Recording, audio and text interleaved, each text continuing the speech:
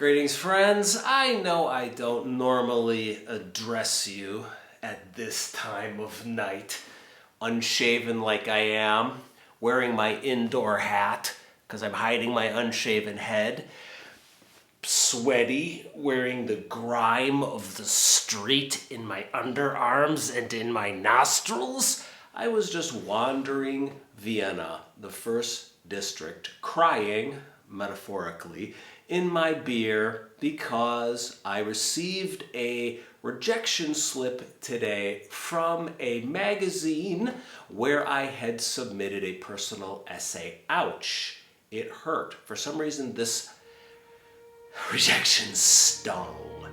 And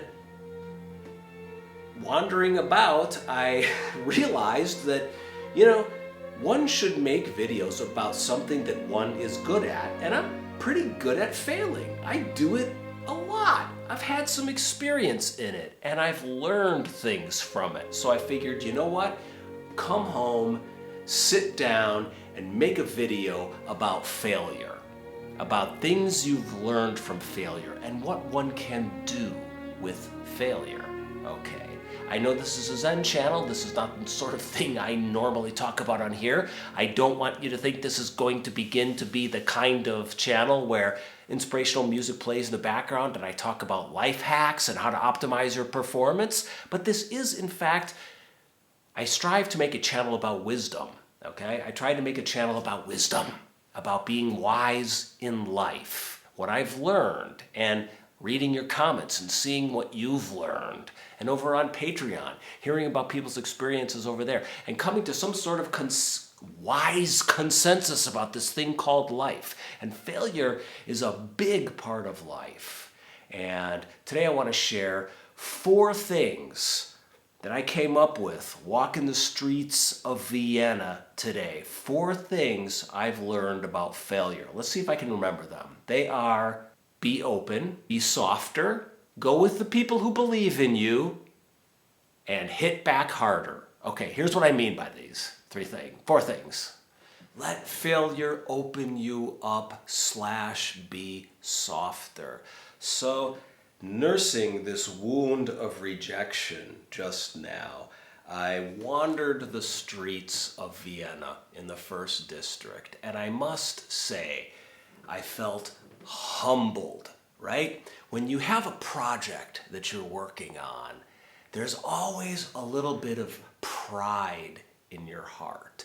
You believe in something. You believe in yourself. You have purpose. You're working towards something. You are like those horses in the streets of Vienna in the first district, pulling carriages that are carrying the rich, clueless tourists around. Those horses wear blinders. They don't see what's to their left or to their right. Well, failure stripped away my blinders this evening, and I was raw and open and able to take the city in. I noticed so many things I wouldn't normally notice. I was coming back on the U1, blasting through the tunnel, and I just caught the eyes of this little girl who was sitting there looking at me. Then I turned and I was caught in a throng of people going upstairs at Praterstern, the Prater train station. And there's this old woman ahead of me, and she had this black hair, and she had these patches of baldness in it. I noticed so many faces and so many people and took in so much conversation and the smells of the city. My heart was opened because my project lay in ruins all around me for one evening. I failed. Failure gives you the opportunity to see yourself and the world in a new way. Okay, there is the temptation to shut down, to become angry, to become bitter. Okay, so I just want to say that is one of the dangers of failure, okay, is that it can make you bitter, it can make you shut down. I really thought about bumming a smoke or even getting a drink. I am never the kind of person who drinks when they're upset. I don't believe in that. But I thought about it tonight. And I thought about getting a cigarette, bumming a cigarette, even though I haven't had a cigarette in like 2 years. But I didn't. And I'm glad I didn't. I kept the heart open. I kept the heart raw. And I noticed it was, as I said, like the blinders had been ripped away from my eyes. I just had 360-degree vision. And my heart was being, as a writer, I spend a lot of my time stuck in my head, thinking about characters, thinking about stories, not paying attention to the world around me. But tonight I wasn't a writer. Tonight I was a failed writer. And a failure carries no expectations, right? A failure is free of his or her own expectations. And wisdom can arise in that freedom. Wisdom probably only ever arises where one's heart and one's mind are free. So this is one of the benefits of failure. Let it open you up and let it soften you. Be softer, be open. Don't get bitter, don't shut down, and don't blame others like those little editors who reject you. Which brings us to number 2, hit back harder. So you failed, but you can't just give up. Maybe you reassess. Maybe you put your energies in a different direction. But I'm telling you, the inspiration that I felt tonight to hammer down deeper into the projects that I'm working on, the writing projects that I really believe in, the desire to prove those merciless editors at that hoity-toity literary magazine wrong, to prove them wrong, hit back harder, come back swinging. That's another one of the dubious but nonetheless gifts that I must be thankful for from this most recent failure. Come back swinging. I used to work in Hollywood as a rejecter, okay? I was a screenplay editor, which basically amounted to my boss, Carol, anyways, I won't go into that. My boss, Carol, would give me a big stack of scripts, and she would say, read them, give me a 1.5-page synopsis and a couple pages of comments. My job was not to find good scripts. My job was to say no to everything. My job was to basically make sure that nothing came across my boss's desk. So I was a rejecter. One time I told my friend Josh this, and my friend Josh about my job, and he said, "Oh, you were a critic." He said, "You know what a critic is? It's their job to walk out on the battlefield and to shoot the wounded," right? And that was true. When I was in this role as a screenplay editor, I was saying no to everybody. I was killing everybody's dreams. And,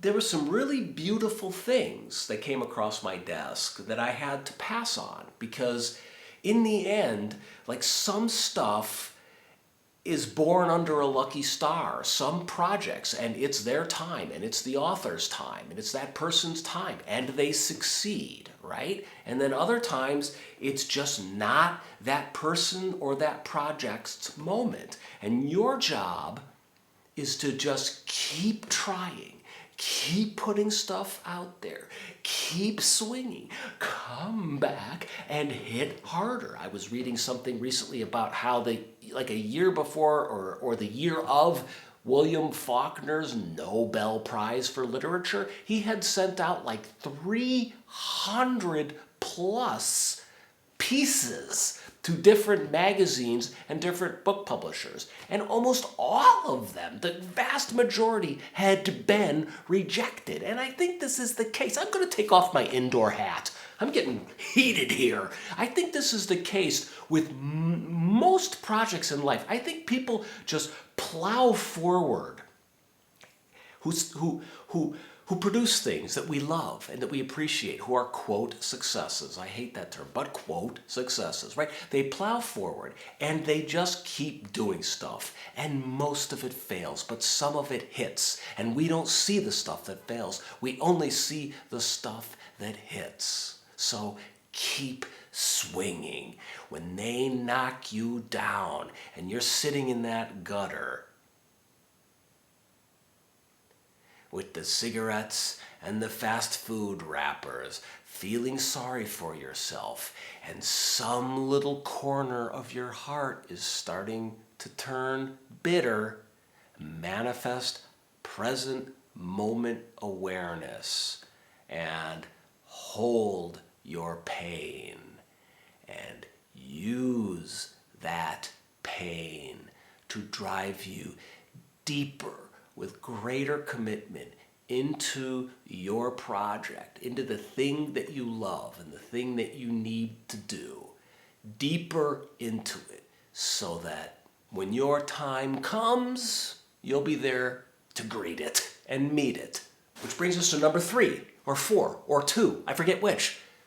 Go with the people who believe in you. I remember once upon a time, many years ago, I was working on an essay. I liked it, and there was a big impressive magazine called Tin House, which has since folded. We'll see ya, wouldn't want to be ya.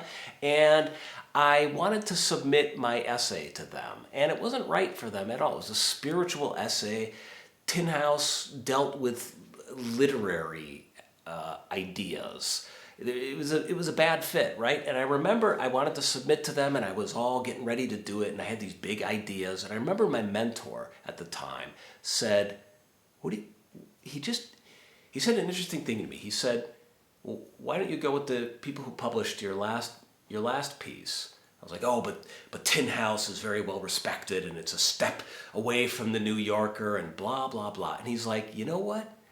Go with the people who believe in you. Go with the people who are already behind you. Go with the wind that is blowing at your back. Like, for example, several years ago, I suddenly got bit by the short story bug, and I worked really hard for a very intense period on a handful of short stories, and I crafted them and I injected them with lifeblood, and I refined them and polished them, and I sent them off to the world, and the world crumpled them up and drop kicked them and sent them right on back, and it was heartbreaking.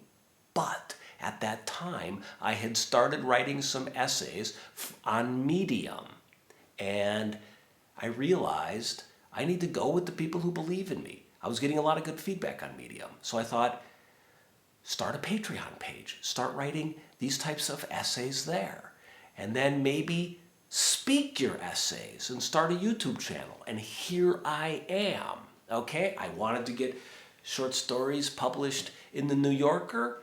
David Remnick of the New Yorker didn't believe in me, so I went with the people who did believe in me. And here I am today with a beautiful evening ahead of me, sharing my insights into failure with you. But if I had it in my head that I must keep banging my head against the solid brick wall that is the American literary establishment, exemplified by organs such as the Atlantic and Harper's and the New Yorker. If I had kept doing that, I wouldn't be here today. I'd be lying in a gutter with a lot of rejected short stories all around me and a bloody forehead. Listen, I feel better already. I feel awful, but I feel better already. Failure cleans out the pipes. It's drano for pride and, the gunky buildup of self-delusion and arrogance, right? Keeps you clean, keeps you light, keeps you honest. The point is, you gotta keep trying and stay humble and not let it get you down or get you bitter.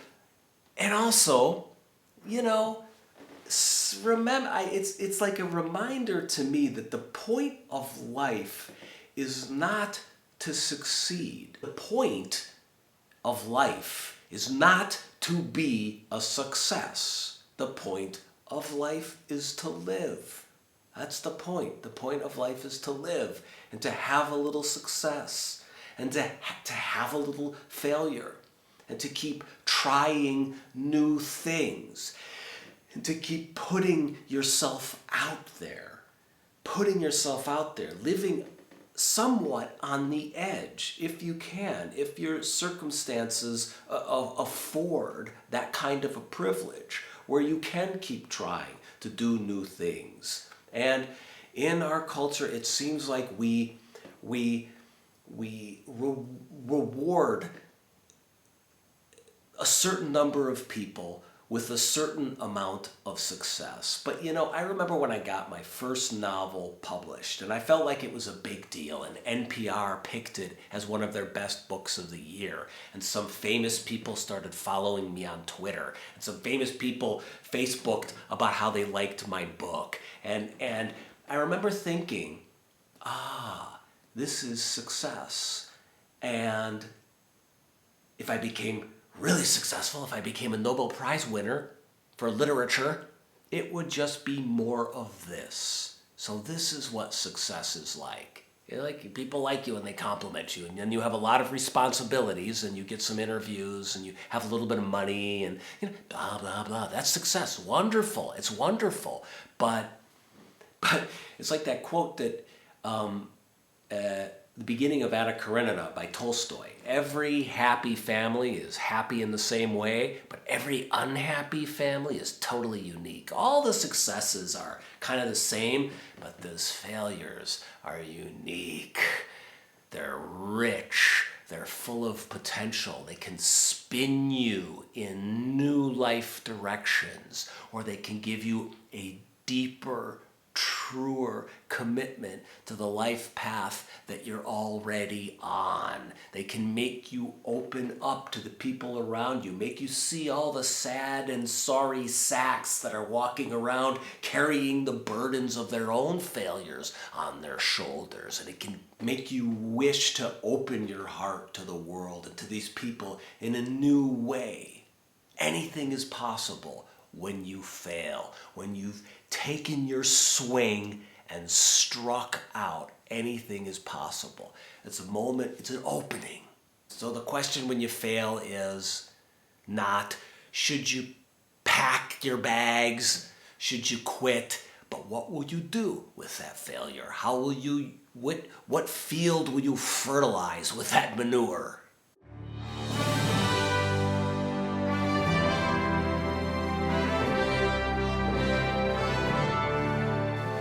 Hey, if you want to throw some financial manure on the field of my bank account and fertilize my apartment electric bills and rent, etc., you can go to patreon.com/shows on Jack Hobner. That's a great way to support this channel and to help me buy a new ring light, because something's wrong with this one. It's futzing and frizzing, and it's making me look old and gray and slightly balding on top. So help me out here if you wish, but if you don't have to, if you don't want to, I offer these videos for free. You can also hit subscribe, hit like, and hit the notifications button. Dudes, I've been walking and thinking and for hours, and now you've been speaking for about an hour. It's time to go eat some fish that I fried for myself about 7 hours ago before I got this rejection slip, and then go to bed. I love you. Good night.